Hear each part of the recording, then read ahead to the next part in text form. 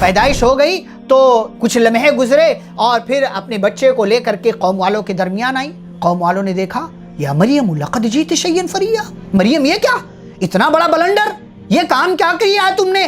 یا اخت ہارون ما کان ابوک امرأ سوء وما کانت امک بغیہ، نہ تمہارا باپ بدکار برا، نہ تمہاری ماں بری بدکار اور زانیہ فاحشہ تھی، تو تم نے یہ حرکت کیسے کر لی. فاشارت الیہ، مریم علیہ السلام نے اشارہ کیا بچے کی طرف، پوچھو اس سے.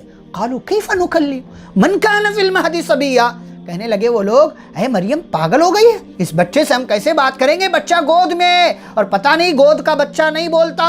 گفتگو چل رہی تھی، بچہ بول پڑا انی عبداللہ، میں اللہ کا بندہ ہوں.